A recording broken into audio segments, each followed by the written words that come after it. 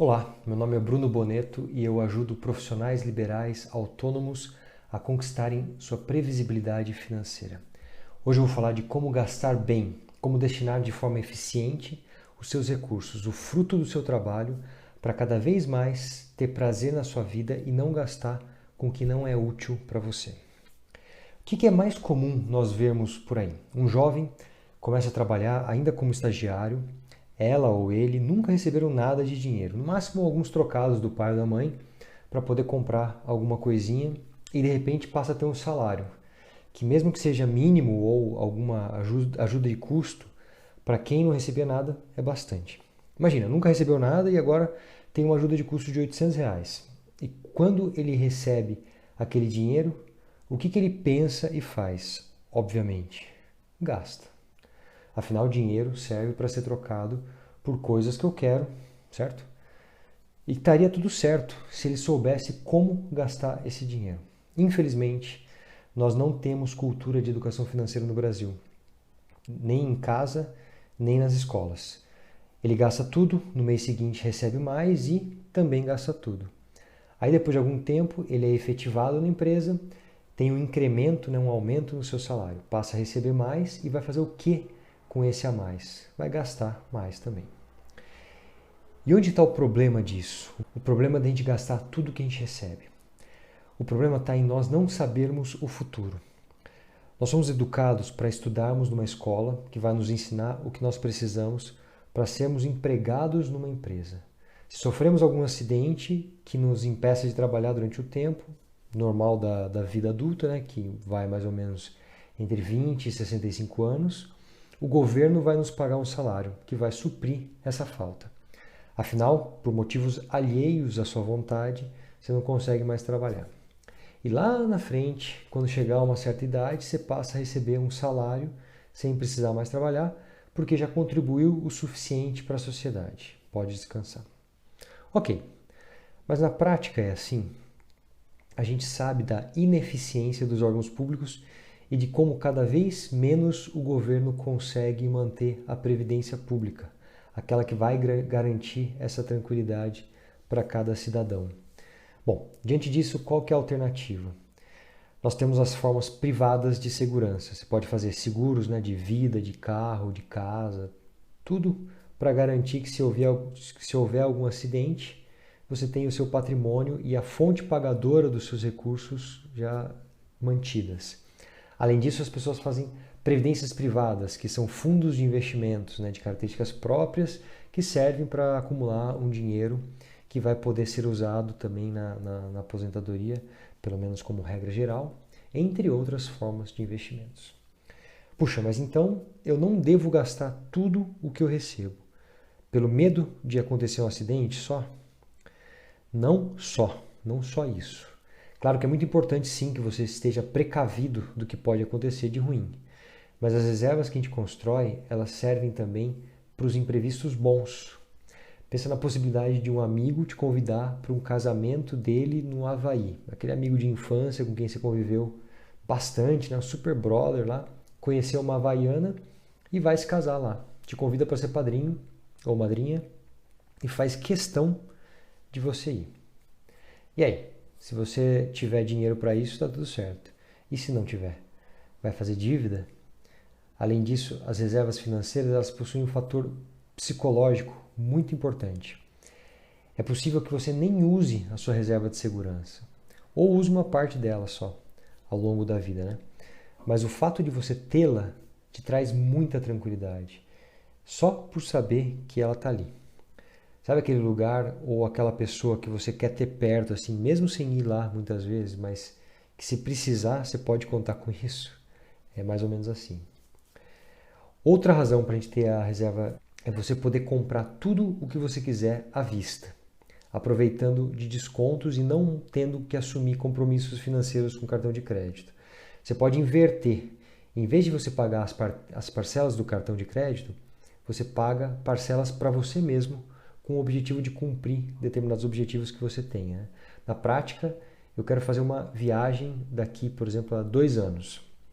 Levanto um valor que eu vou precisar para essa viagem e mês a mês eu invisto para esse objetivo específico. Quando chegar lá no momento de comprar a passagem ou fazer a viagem efetivamente, eu tenho todo o dinheiro que eu preciso para ela, vou e volto sem ficar com nenhuma pendência depois.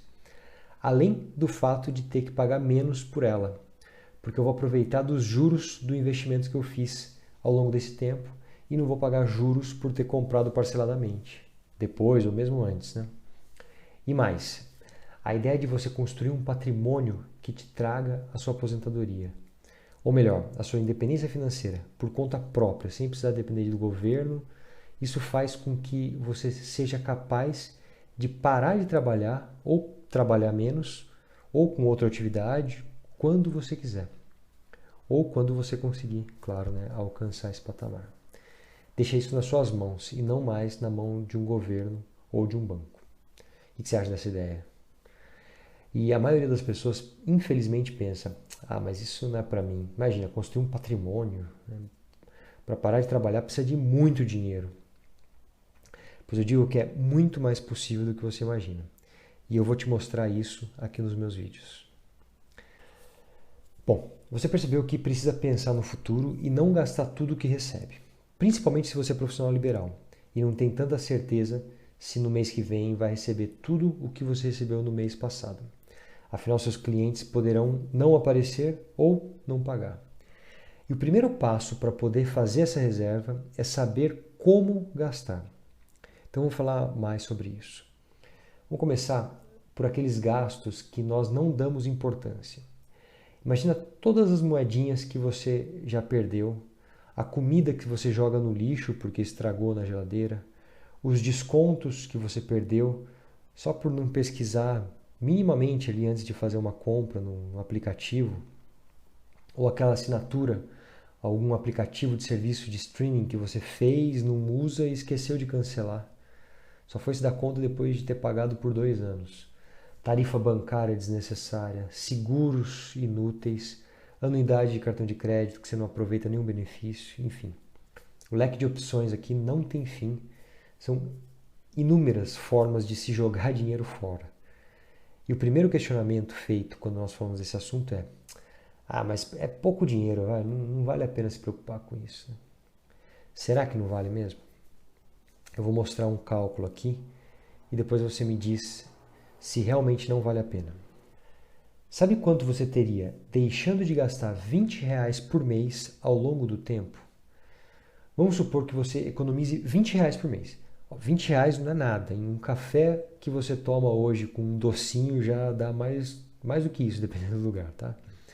Então você resolveu economizar R$ 20 por mês. Esses R$ 20 são R$ 240 em um ano. Se ficarem parados lá na sua conta corrente, e vão ser R$ 2.400 em 10 anos. Agora, se você investir essa quantia, os R$ 20, mês a mês, no Tesouro Selic, que é o investimento mais seguro que tem no Brasil, você terá, em vez de R$ 240, R$ 251,94, isso já descontando o imposto de renda de um ano, todas as simulações aqui que eu for fazer. Em 10 anos, ao invés de 2.400, você tem R$ 4.005. E se você quiser um pouquinho mais de risco, você pode colocar num CDB e de um banco, né? Não se preocupe com essas siglas agora, esses nomes. São tipos de investimentos, só para você ter uma ideia da diferença que faz investir. Se você colocar num CDB que hoje esteja rendendo 14,70%, você terá ao longo de 10 anos, em vez de 2.400, que seria o caso de ficar parado numa conta, R$ 4.601,75. Bom, e se você investir na Bolsa de Valores, aí o potencial de ganho é muito maior. Ou seja, são R$ 4.600 que estão sendo jogados fora a cada 10 anos e que podem ser muito mais dinheiro, considerando todos os setores de gastos que você pode analisar. R$ 4.600 seriam só economizando esses R$ 20 que eu comentei, que provavelmente você joga fora de alguma forma. E quanto ao que eu comentei de se preocupar com isso, né? Se preocupar com esses desperdícios e pequenos gastos. Vale a pena deixar uma coisa clara. Não se trata de se preocupar, mas sim de ter uma atitude econômica na vida. Eu não estou falando de ser mão de vaca, de não querer gastar com nada, mas de valorizar o seu dinheiro.